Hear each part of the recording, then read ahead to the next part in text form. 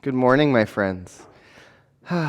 Let's begin as we always do by taking a few breaths together. So if you will, first exhale and take a deep breath in. And let go. Take another deep breath in. And let go. Together, let's take one more deep breath in. And let go.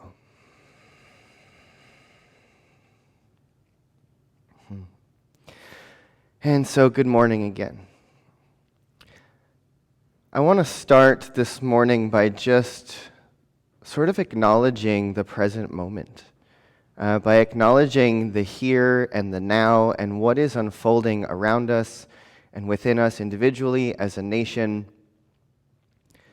that in the last week, 10 days or whatever, we have been seeing such a moment of disturbance, such a moment of upheaval. I think so many of us sat in shock as we watched the Capitol building be overrun, just about 10 days ago. And there's a whole great uncertainty about what is unfolding today. There's been sort of rumors of marches and things that are going to be taking place at the Capitol and state capitals. And I think it's incredibly important for us to first acknowledge where we are, what's happening right here, right now, and just observe the state of things. To notice our circumstances, to see what is in the sphere around us, what is in the sphere, the mental sphere, the thoughtmosphere, the consciousness that is surrounding us, that is affecting our individual minds. And I don't know about you, but in the last couple weeks, I feel like suddenly I'm in what I've sort of been jokingly saying is 2020 season 2. It's just, there's so much, the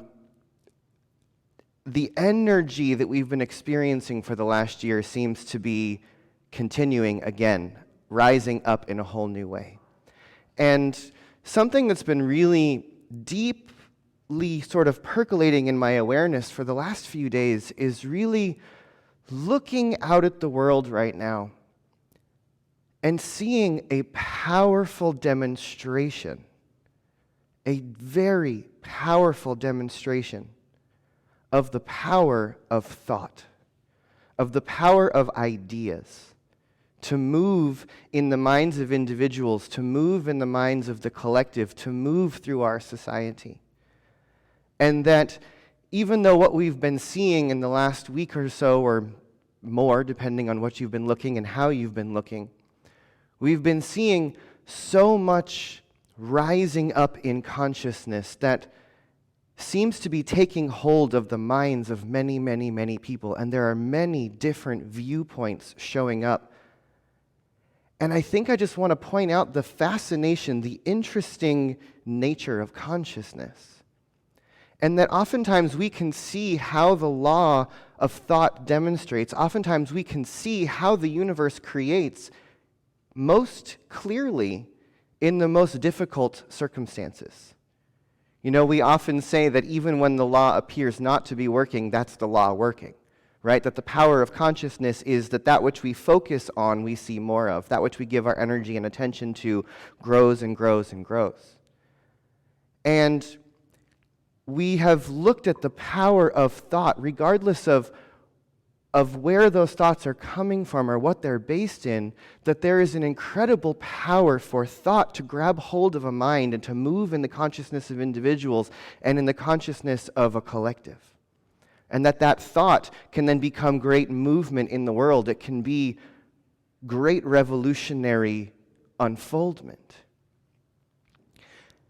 And I've been thinking about this a lot, that, Ernest Holmes tells us that untrained thought is much more trained thought is much more powerful than untrained thought, right? That we in Science of Mind and Metaphysics and New Thought Centers for Spiritual Living, the philosophy that we teach is to train our minds, to train our attention, to train ourselves to see what we're looking at, to see what we're looking through, to see into the truth of things, to see into the patterns of things.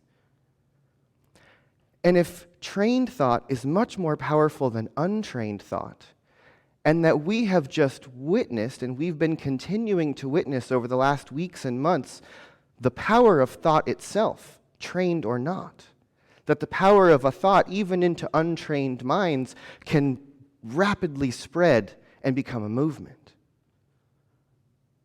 And what we're seeing so much of is that movement of thought grabbing people at the sort of base level of consciousness, at the level of fear, at the level of doubt, at the level of uncertainty, at the level of other. But what would it look like if we had the same level of powerful thought move through our consciousness, but that was based in an idea of peace, that it was based in an idea of possibility, that was based in a possibility of what we could be instead of what we don't want to be? Ernest Holmes tells us in Science of Mind, part of our philosophy is to be a people who are for something and against nothing. And yet, we are living in a world where there is much that we need to recognize that we do not stand with. And so there's this fascinating dichotomy that we have to meet within ourselves of how do we stand strong for an idea without cultivating a deep focus into that which we don't want. I find it fascinating that just about 10 years ago now, the United States claimed a war on terror. That we saw terrorism as this thing outside of us that was happening in other countries, and we said, we want to go destroy that thing. We are going to set a war on this idea. And 10 years later, that thing that we went out to destroy, we have become.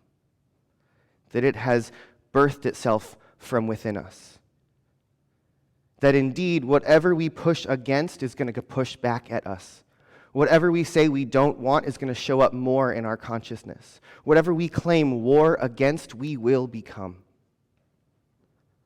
That whatever we focus our mind on, whatever we give our attention to, whatever we pour our energy and our life force into, is what's going to continuously show up, is what's going to grow inside of our hearts and minds and become who and what we are. And so I want us to think about this for a moment, to really think about the here and the now, the moment that we are in. And there is so much demanding our attention.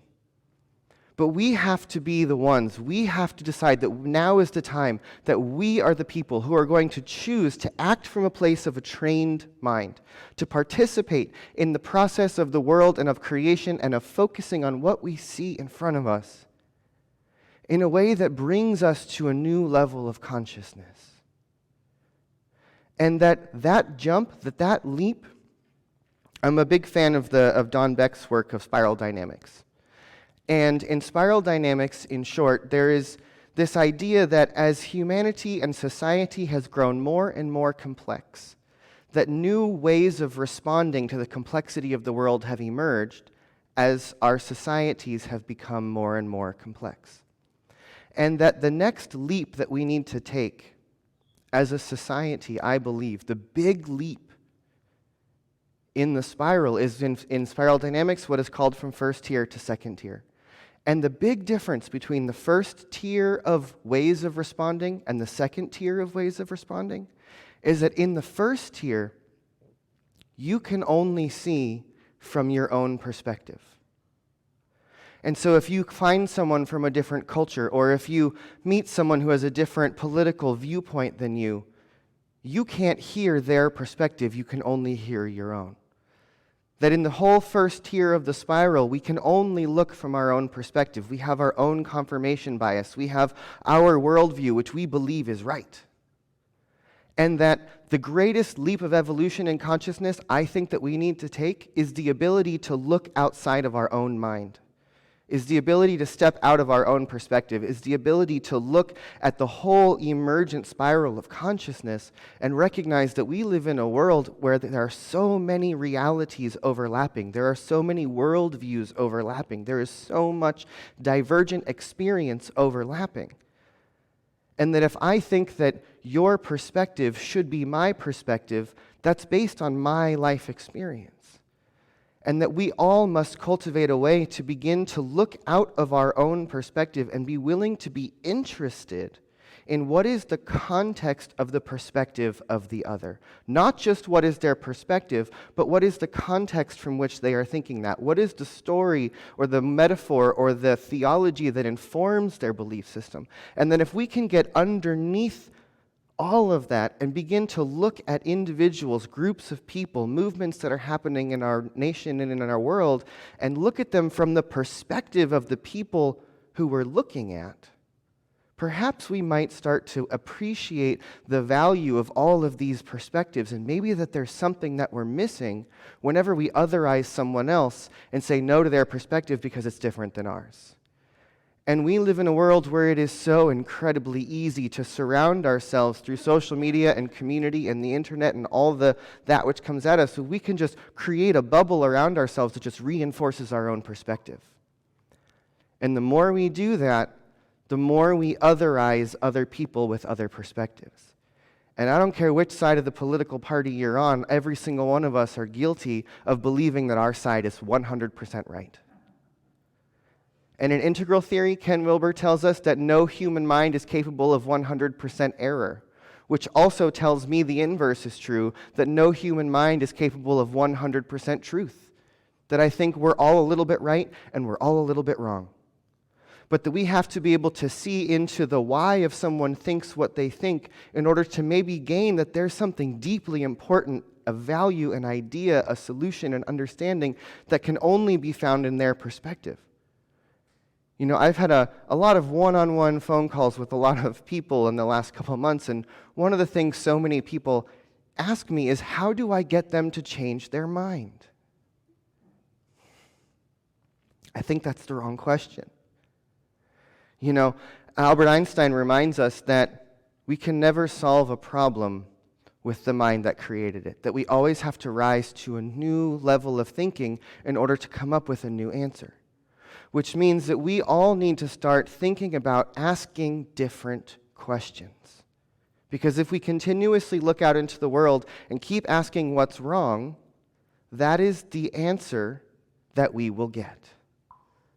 But if we start looking out into the world and saying, wait a minute, what is the deeper meaning of all of this? Where are the bridges? What are the connections that we can make? How can we ask into the context, ask into the possibility, ask into what's calling us? And let that be the thing that drives us forward. Because I think that one of the biggest issues that we are suffering together in right now is a lack of a story. We as a society do not have a cohesive story about where we are going. That there are many possible futures in front of us, and based on all of these different perspectives, we see wholly different potential futures. And much of it is looming, much of it is ominous. Many of the stories that are in front of us tell us that societal decay or environmental destruction, or there's sort of an impending doom in front of many of us. And we need a story that's bigger than that. We need a story that's about awakening, that's about evolution, that's about possibility. Because I see that we're living in this moment where, in a sense, imagine that each one of us, or we as a society, are being stretched from both sides by the past and by the future. And that these two stories, the story of who we've been and the story of where we're going, are pulling on us desperately. Because the future is uncertain and we don't know where we're going. And when we look to uncertainty, we become afraid. When we don't know where we're going, we feel lost. And when we feel lost and afraid, we want to retract back into that which we know. But then we've been watching the world unfold over the last period of time, that the past has been rising up to meet us. And it's showing up in a number of different ways. Think about the conversation we've been having about racism and about systemic oppression in our nation and in our communities. This is a big conversation about our history, about our past, about the unacknowledged stories, the unacknowledged experiences, the things that have been part of our story that need to be healed in order for us to move into a new story.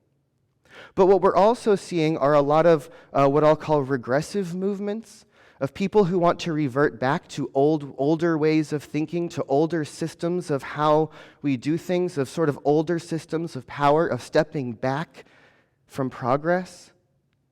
right? Both of these things are about our past rising up to meet us and about us recoiling into the past and needing to either take refuge in it or heal it. Depending on from which story we're looking is what we see. Some of us see a past that needs to be healed, and some of us see a past that we need to go back to. But both of those things, to me, are indicators that we don't have a vision of a future, that we don't have a vision of what's possible. And so that we need to heal what needs to be healed from within our past individually and collectively. But we also need to be in the march of progress. We need to be continuing to move forward to higher ideals and higher ideas.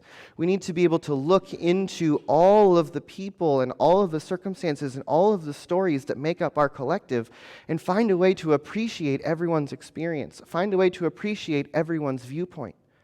Because the stories that we live in are so incredibly important. And when people feel like their story, their worldview, their theology, their ideology, their way of doing and being is falling away, they become afraid. And we need to meet that fear with possibility, with a sense of connection, with a sense of where we could be going. We've been witnessing the power of consciousness to move people. It is happening right in front of us. Let us take a deep lesson of hope from this discord and realize how powerful a movement of thought could be if that movement was compelling enough to draw us in. If that movement had enough energy, enough gravity, if the movement was sexy enough or beautiful enough to call us into it, we would want to be part of it. And a revolution of consciousness could take place, but we can't do it from a place of fear. We have to do it from a place of allurement, from a place of possibility. I was in a conversation with Kaylee Dugan from our community a couple weeks ago, and she said, if you think about it, the last 1,000 years before the turn of the millennia, every year started with the number 1. And since the turn of the 2000s, and as we moved into this millennia, every year begins with the number 2.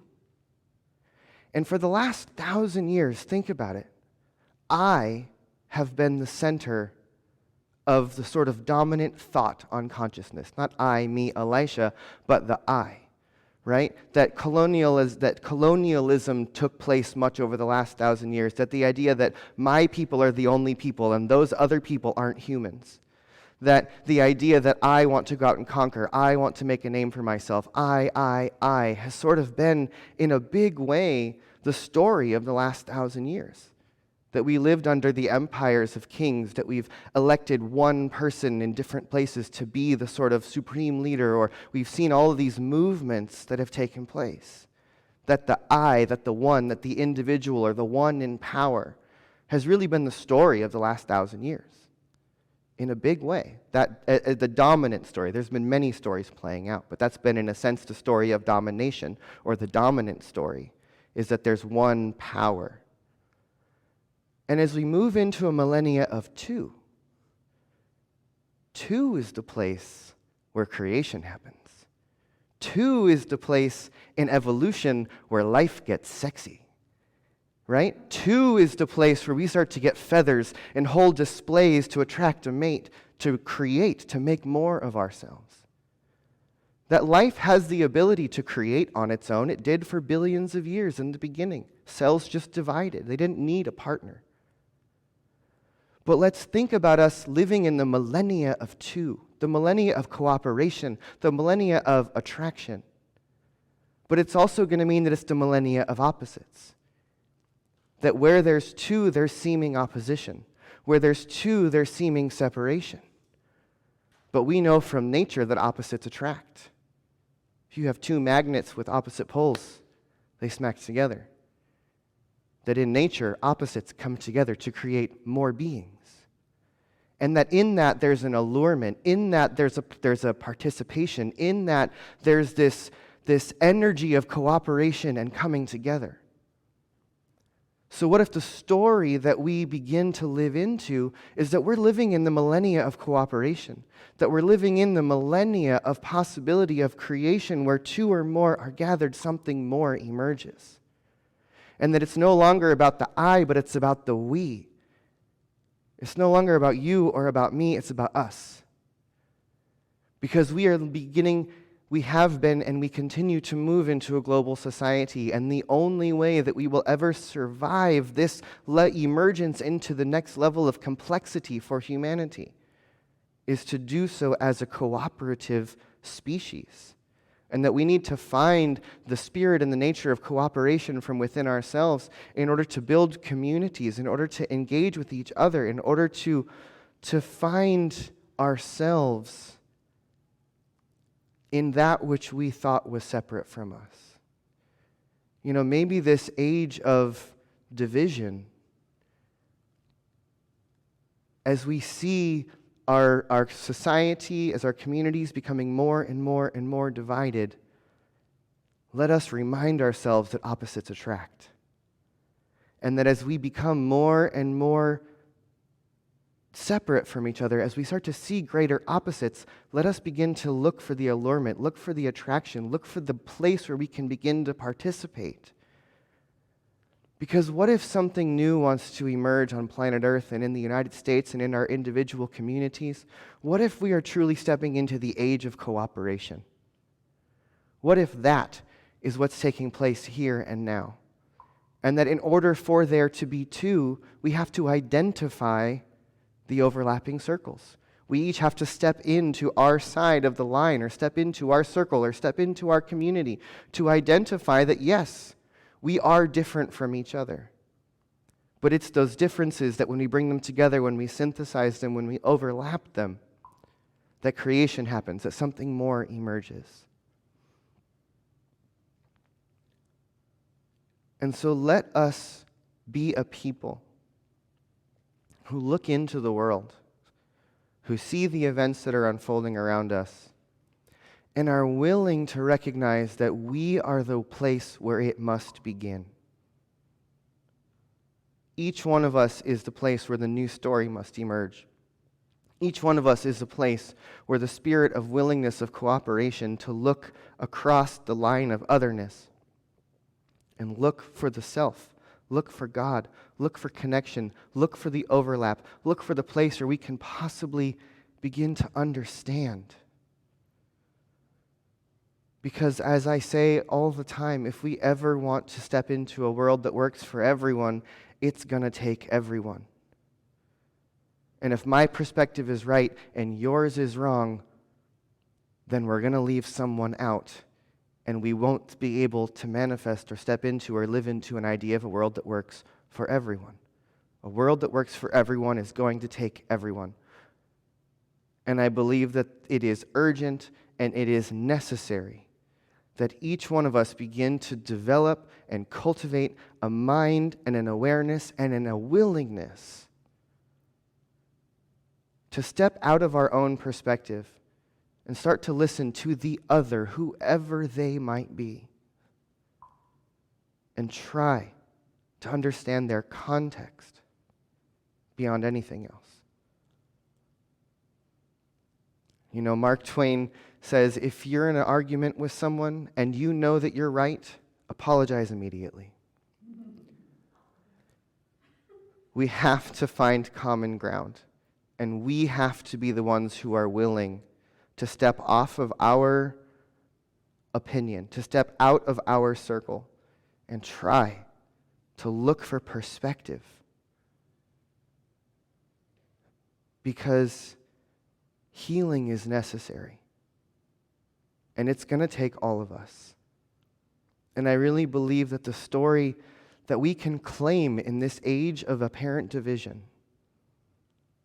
is that we are stepping into the age of cooperation, the age of where difference is appreciated and attractive, an age where we can begin to come together and create something new by acknowledging the past, by acknowledging what no longer serves, by acknowledging where we've been, by doing the work that is necessary to heal that, so that we have the capacity within ourselves to then look forward and see a possible future that's attractive, that's beautiful, that feels possible, so that we don't feel societally a need to contract back into that which we know from the past. We must create a space of possibility within ourselves. And we have to find it both in the healing of the past and in our vision of the future, as well as our own understanding of the world and a willingness to attempt to seek out the perspective of the other. And we can do this, and I think we have to do it together. We have to support each other. We have to remind each other to be in the spirit of cooperation, to be in the spirit of community, to be in the constant seeking of our common unity, in the awareness that above all circumstance, above all situation, there is indeed only one of us here, and that one is God, and that is who and what we must be looking for in the midst of all of this. And so if you will, take a deep breath in and let go. And take a moment to just be with me in consciousness.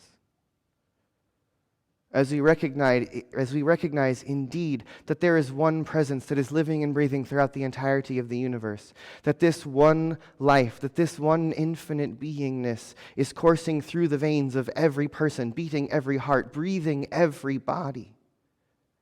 That there is no one of us who is not part of this great oneness. And so let us be in the deep awareness that it is our practice, it is our urgent duty, and it is absolutely necessary for each one of us to spend all of our energy looking for the Spirit of the living God everywhere we go. That indeed there is no spot where God is not. That either God is all there is or it isn't. We have to take a choice. We have to make a choice and we have to take a stand. And that must permeate our perception. It must be the language in which we think. It must be the filter through which we take in all of the world of effect. And that we hold a higher idea of what is taking place so that we can be the ones who stand for the evolution of consciousness, that we can say now is the time, and that we are the people who are stepping into a new story, that we are living it, we are breathing it, we are looking for it, we are offering it to everyone we meet. That we are living into the age of cooperation. And in order for us to cooperate, there must be two of us to engage with each other. And so let all of the separation bring us to a sense of allurement, of attraction, of recognizing that opposites attract. And so that the more divided we are, the more possibility emerges because the more perspectives there are. And with the more perspectives with everyone involved, we can see the truth of things. But it's going to take everyone. It's going to take all sides. It's going to take every perspective for us to see the wholeness that is seeking to express itself into our world and into our nation, into our communities, into each one of our lives. And so let us each individually be a place that says, yes, beloved, yes. I am committed to live into a new story. Always remembering that there is indeed a power for good in this universe that is greater than we are, that lives and breathes in all things, that moves and has its being in everyone. Let each of us choose to be a place where that presence reveals itself on purpose. Let us be the ones who are the light bringers, the bearers of the light of perspective, the light of possibility. Always surrendering to the flow of good, to the force of evolution, to the presence of God as our very lives.